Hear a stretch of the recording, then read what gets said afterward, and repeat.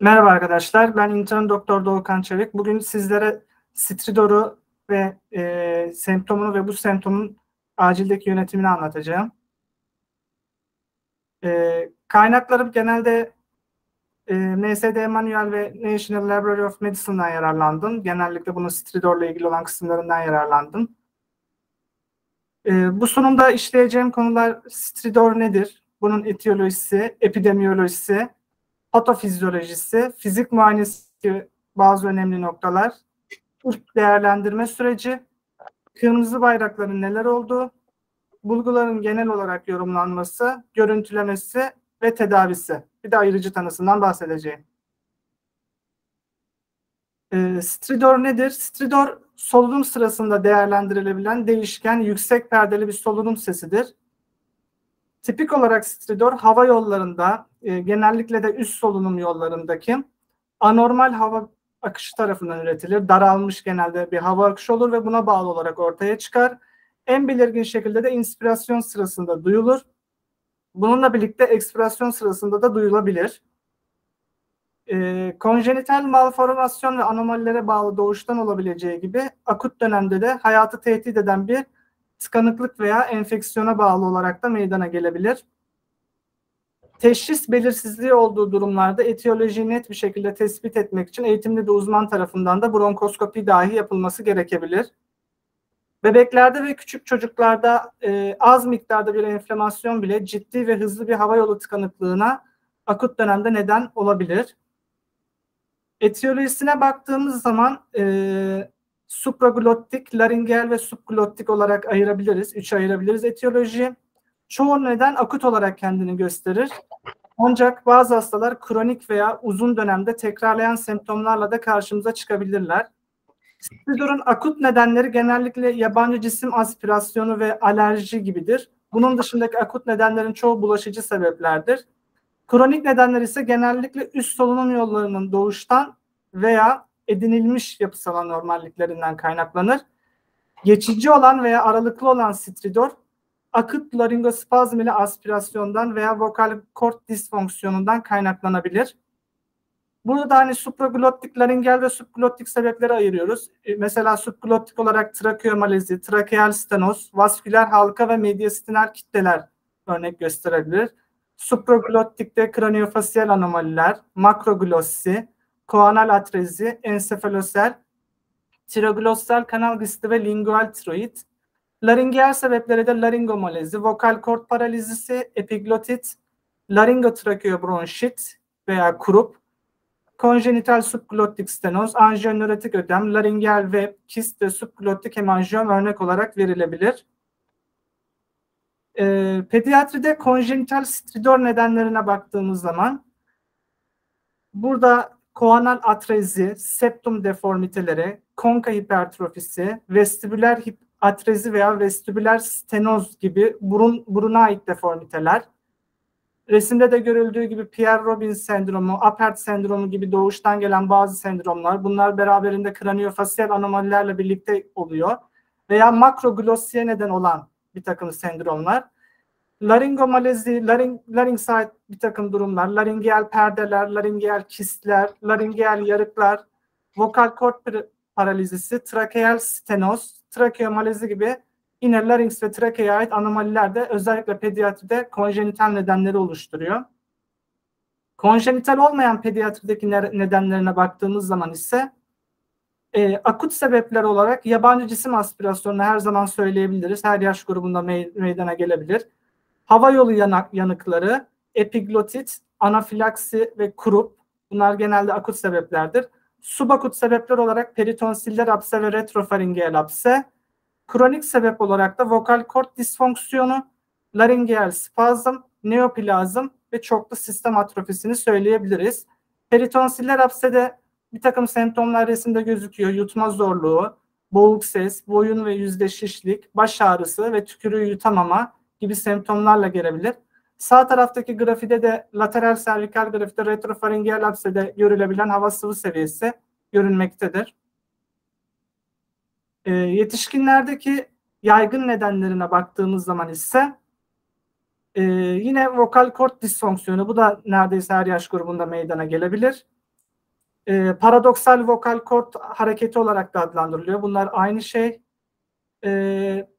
Post ekstübasyona bağlı bir laringeal ödem, larynx tümörleri, alerjik reaksiyonlar, vokal kort disfonksiyonu hakkında ekstra olarak şunu söyleyebiliriz. Yani genellikle bu astımla karışabilir. Ayrıcı tanısında en önemli şey astımdır. Bu nedenle vokal kort disfonksiyonu olan birçok hastaya yanlış bir şekilde astım ilaçları veriliyor. Ancak yanıt alınmaması durumunda bu ilaçlara vokal kort disfonksiyonu ikinci planda tekrardan düşünülebiliyor. Epiglotit yetişkinler arasında daha yaygın hale gelebiliyor. Daha yaygın ama epiglotiti olan yetişkinlerde stridor olma olasılığı çocuklardan daha düşük. Epidemiyolojisine baktığımız zaman yaygın sebeplerinde epidemiyolojide genel olarak bakmadan önce şunu söyleyeyim. Kaynaklandığı nedene bağlı temel olarak. Stridor pediatride yetişkinlerden daha yaygın.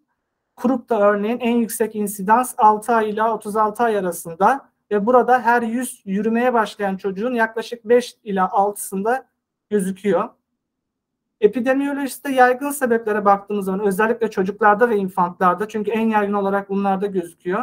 Konjenital sebepler olarak laringomalezi, laringeal web, subglottik stenoz, hemanjiyom olabilir konjenital olarak. Vokal kort paralizini görebiliriz ve dil ve çene anormallikleri ve bu anormalliklere neden olan sendromlar. Pierre-Robin sendromu gibi mesela.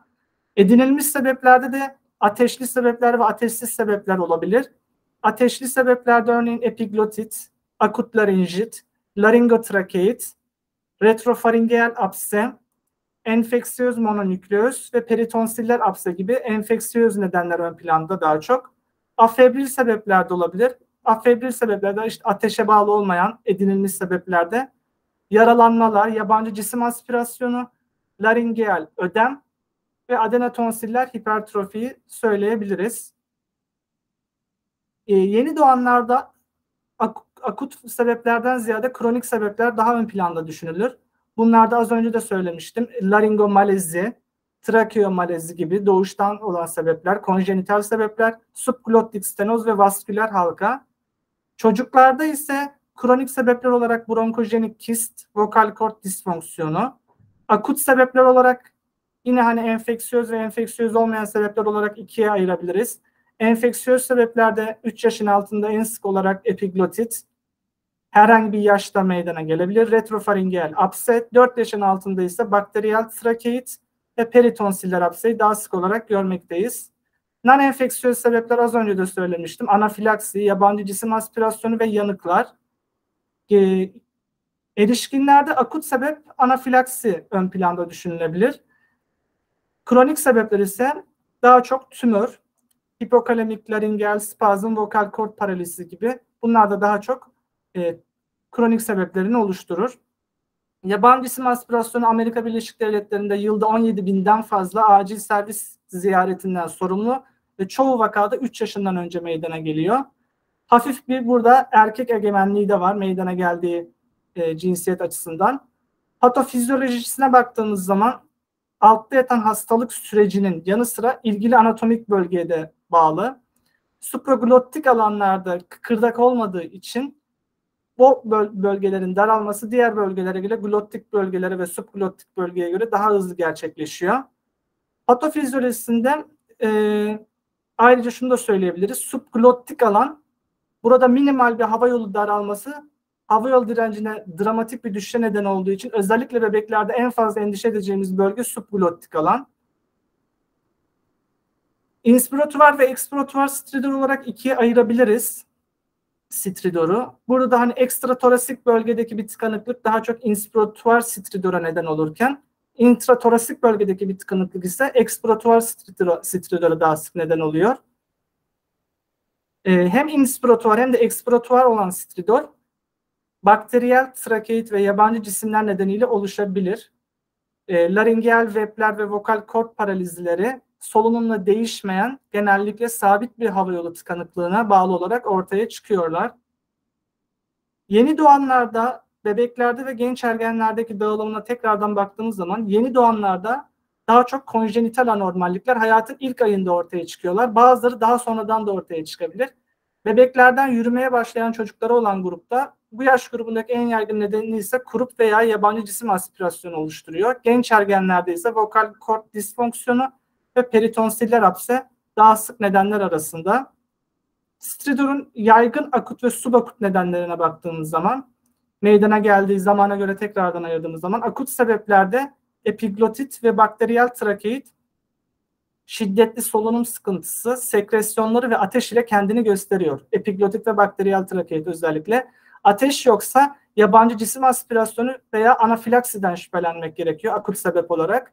Subakut sebeplerde de ise örneğin burada en sık karşılaşacağımız sebep kurup, o da aralıklı stridor ile kendini gösterecektir ve daha çok çocuk yaş grubunda meydana gelir. Semptomlarından özellikle yine çocuklara baktığımız zaman ateş olabilir, havlayıcı tarzda öksürük kurupta olur, siyanoz görülebilir ileri şiddetli olduğu durumlarda, toksik görünüm olabilir, yorgun bitkin görünüm olabilir, yine şiddetli olan durumlarda bilinç kaybı olabilir, salya akışı olabilir. Bunun dışında öksürük, özellikle havlayıcı tarzda öksürük tipik olarak kurup ile kendini gösteriyor. Spesifik bir özellik diyebiliriz. Salya akması ise daha çok retrofaringel apse, epiglotit veya yabancı cisim aspirasyonunda görülebilir. Ürtiker, beraberinde ürtiker olması ise alerjik bir tetikleyiciye sekonder olduğu konusunda bizi şüpheye düşürmesi gerekir. Fizik muayenesine baktığınız zaman genel görünümünde boyunda ve orofaringste yumuşak dokularda herhangi bir şişlik, ödem, kızarıklık, ürtiker beraberinde olması veya parmaklarda çomaklaşma olup olmadığı değerlendirilebilir. Dilin boyutu, makroglossi olup olmaması, faringeel ödem veya peritonsiller apse olup olmadığı değerlendirilebilir ilk bakıdan. Şüpheli bir epiglotit olması durumunda orofaringsi manipüle ederken dikkatli olunması gerekir ayrıca. Daha böyle steril ortamlarda uzmanlı bir eğitim, uzmanın beraberinde yapılmasında fayda vardır. Özellikle şüpheli bir epiglotit olması durumunda. Akciğerlere baktığımız zaman solunum hızı ve derinliği değerlendirilebilir. İnspiratuvar veya ekspiratuvar olup olmamasına göre oskültasyon yapılır. Sesler dinlenirken hastaya hem inspirasyon hem de ekspirasyon sırasında nefes alıp vermesi değerlendirilirken hangi pozisyonda olduğu bakılır. Ona göre tekrardan değerlendirme yapılabilir. En iyi şekilde duymak için de ön boyun üzerinde oskültasyon da yapılabilir. İlk değerlendirmede hasta geldiğinde hastanın hava yolu ve solunum çabasının hızlı bir değerlendirilmesi gerekir. Hava yolunun açık olduğundan emin olunması gerekir ilk başta ve havanın akciğerlerin içine ve dışına rahat bir şekilde hareket ettiremediğine, yardımcı solunum kaslarını kullanıp kullanmadığına, beraberindeki ek semptomlara bakılır. Hastanın nefes alma hızı, derinliği, bunlara bakılır. Hipoksi olup olmadığı, siyanoz olup olmadığına bakılır. Yorgunluğa sekonder dekompanse oluyor gibi görünüp görünmediğiyle ayırt edilmesi gerekir. Hastayı bir müddet dinlendirdikten sonra tekrardan bu anlattıklarımın değerlendirilmesi gerekebilir. Yorgunluğa sekonder olup olmadığından ayırt etmek için. Öyküde başlangıç yaşı, süresi, ne zamandır olduğu, tetikleyen faktörler, buna eşlik eden semptomlar, önceki tıbbi öyküsü, aile öyküsü ve psikolojik özgeçmiş değerlendirilmelidir. Hasta stridor ile hemodinamik olarak stabil ise mevcut hastalığın kapsamlı bir öyküsü derinlemesine alınmalıdır. Sistemler genel olarak gözden geçirilip tıbbi öykü alınabilir eğer hasta stabil ise. Doğru teşhisin anahtarlarına baktığımız zaman hastanın yaşı, burada az önce de söylemiştim, başlangıç şiddeti, ilk geldiği andaki şiddeti veya tetikleyici bir faktörler, örneğin alerjenlere bağlıysa beraberinde ürtiker olması, enfeksiyöz kaynaklara bağlı olan sebepler daha çok işte retrofaringel apse gibi, bunları düşündürebilir. Stridorlu stabil hastada görüntüleme, radyografi, endoskopi bunlar dahil olmak üzere ek testlerde yapılabilir. Eğer hasta stabil ise. Stabil olmayan hastada ise solunum sıkıntısı, iç çekme, salya akması, yorgunluk, morarma gibi belirtiler olabilir ve bu belirtiler daha hızlı bir değerlendirmeyi ve hava yolu açıklığının sağlanması için daha hızlı bir müdahaleyi gerektirirler. Bu müdahale endotrakeal entübasyonu veya acil cerrahi hava yolunu dahi içerebilir. Laboratuvar testlerine gerek olup olmaması konusunda bulaşıcı bir kaynaktan şüpheleniliyorsa tam kan sayımı istenebilir. Ancak bu genellikle teşhis için gerekli değildir. Pediatrik hastada genelde parainfluenza virüsünü değerlendirmek için hızlı bir viral panel istenebilir ama bunun dışında laboratuvar testlerine tanı için pek ihtiyaç duyulmaz. Çok nadir yani. Stridorlu stabil bir hastada tanısal belirsizlik olduğu durumda tanıya net olarak gidilemiyorsa BT düşünülebilir. Toraks BT'si, boyun BT'si. Bunlar selülit gibi enfeksiyöz bir kaynağın yanı sıra stenotik lezyonları göstermekte faydalıdır veya yabancı cisimler açısından değerlendirilebilir. MR ise pediatrik hastalarda trakeal stenozu ayırt etmede BT ile beraber teşhis için ek olarak istenebilir. Laringoskopi ve bronkoskopi ise daha ileri cerrahi girişimsel müdahaleler ise kesin bir tanı koymak için hava yolunun görselleştirilmesine artık en ileri düzeyde ihtiyaç duyulan girişimsel işlemlerdir. Hasta kritik derecede eğer hasta görünüyorsa, toksik görünüm varsa, stridor nedeninin epiglotit veya bakteriyel trakeit olduğu düşünülüyorsa ve tanıya gidilemediyse az önce saydığım tetkiklerle en son tetkik olarak endotrakeal entübasyona dahi gidilebilir. Kırmızı bayraklara baktığımız zaman şimdi sayacağım bulgular özellikle hani salya akması, ajitasyon, hastada ileri düzeyde siyanoz veya nabız oksimetresinde hipoksemi olması, bilinç seviyesinde azalma ve tripod konumunun da olması hastanın özellikle kırmızı bayrakları oluşturmaktadır. Şimdiye kadar söylediğimiz bulguları yorumlayacak olursak genel olarak stridor hasta geldiğinde ağır mı değil mi? Önce buna bakacağız. Eğer ağır bir stridordan az önce saydığım semptomlar, özellikle şiddetli semptomlar, siyanoz gibi semptomlar, oksimetrede düşüklük, toksik görünüm gibi semptomlar varsa acil resüsitasyona gidebilir hasta. Eğer stabil bir hastaysam beraberinde ateş olup olmaması enfeksiyöz bulgular konusunda bizi alert etmelidir. Akut mu değil mi buna bakmak gerekir. Bunu da anamnezden çıkartabiliriz. Eğer akutsa travma, yabancı cisim, anafilaksi gibi sebepleri düşünebiliriz. Akut değilse konjenital sebepleri, örneğin bebeklerdeki laringomalezi, trakeomalezi, bir takım sendromlar gibi bunlar genelde konjenital sebepleri oluşturur ve akut değildir. Bunun dışında neoplazm, bunlar da kronik sebeplerdir. Tümöre bağlı olması yine aynı şekilde kronik sebepleri oluşturur. Akut belirtilerin ani yaşamı tehdit eden bir bozukluğu yansıtması daha olasıdır kroniğe göre. Bu bozukluklarda ateş, daha önce de söyledim, enfeksiyonu gösterir. Enfeksiyöz sebepleri ön planda tutmamız gerekir. Ateş olması durumunda ateş artı havlayan öksürük olması krup veya çok nadiren de olsa trakeite işaret edebilir. Ama özellikle havlayan öksürük krupta çok önemlidir. Kruplu hastalar tipik olarak daha belirgin üst solunum yolu enfeksiyonu semptomlarıyla bize gelirler. Öksürüksüz ateş olması durumunda özellikle toksik görünüm, boğaz ağrısı, yutma güçlüğü veya solunum sıkıntısıyla birlikte ise epiglotit veya küçük çocuklarda daha az yaygın olan retrofaringeal apseyi düşündürür. Salya akması ve tripod pozisyonu epiglotiti düşündürmelidir. Retrofaringeal apse ise boyun sertliği ve boyunu rahat bir şekilde hareket ettirememe, hareket sırasında ağrı ile kendini gösterebilir.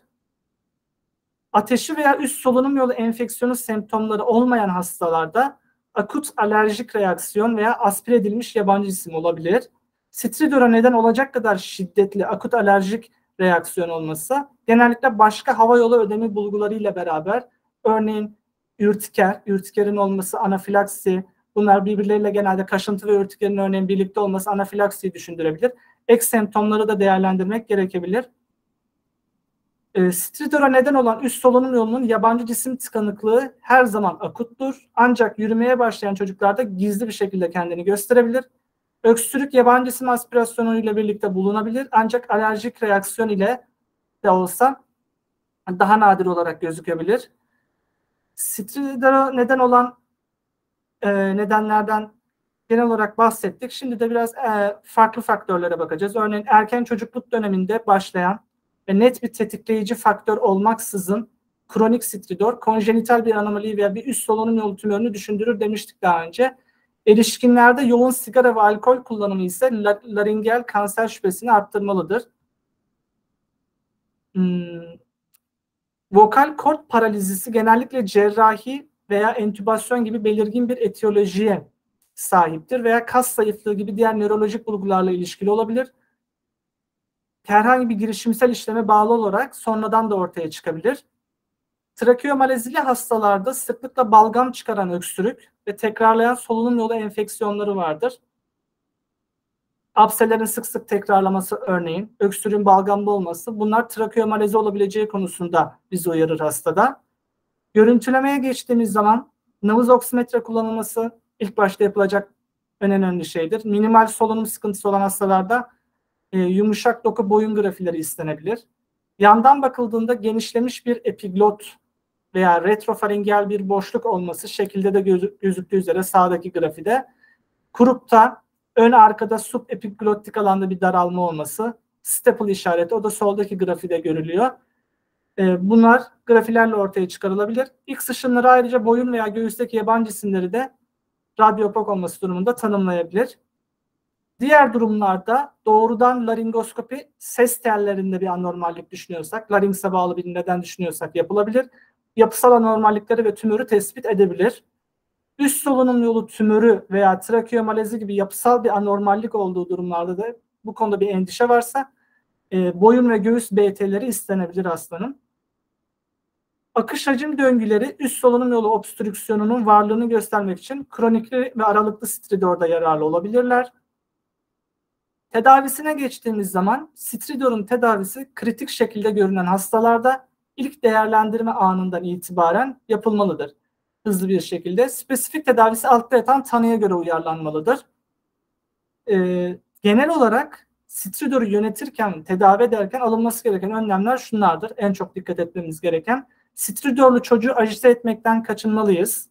Pharynx'in doğrudan muayenesinden veya manipülasyonundan kaçınmalıyız.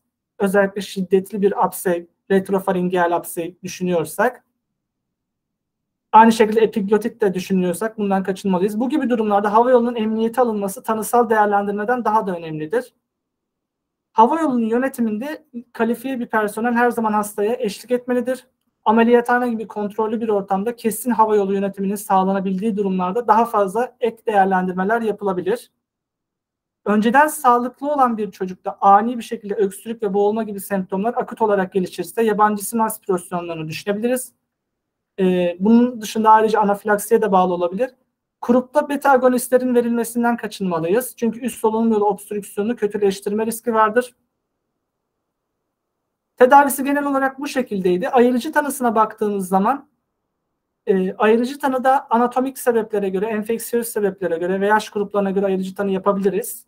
Anatomik olarak baktığımız zaman yani laringomalezi, trakeomalezi, vokal kort paralizisi, laringel, kist-laringel, web gibi bir takım sebepler var. Kaynaklandığı anatomik bölgeye göre düşünebileceğimiz sebepleri bu şekilde ayırt edebiliriz. Enfeksiyöz sebepli olarak enfeksiyöz bir sebep düşünüyorsak yani kurup, retrofaringel apse, peritonsiller apse, epiglotit, trakeit gibi sebepleri düşünebiliriz.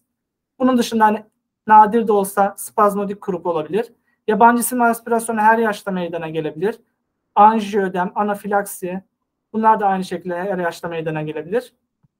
Nadir de olsa gastroözofagiyal reflüye bağlı olabilir. Ayrıca tanıda düşünmemiz gerekenler de genel olarak bu şekildeydi. Anahtar noktalara baktığımız zaman unutmamamız gereken inspiratuar stridor genellikle her zaman olmasa da çoğu zaman tıbbi bir acil durumdur ve genellikle inspirasyon sırasında meydana gelir. Ekspirasyonda da meydana gelebilir ama vital bulguların ve solunum sıkıntısının derecesinin, şiddetinin değerlendirilmesi ilk adımdır. Bazı durumlarda fizik muayeneden önce veya fizik muayeneye paralel olarak havayolunun emniyete alınması gerekli olabilir ve bu emniyete alınma bazen tanıdan veya tedaviden daha önceki planda yapılması gerekebilir. Akut epiglotitte Haemophilus influenza tip B aşısı olan çocuklarda daha nadir olarak görülebileceği de unutulmamalıdır. Beni dinlediğiniz için teşekkür ederim.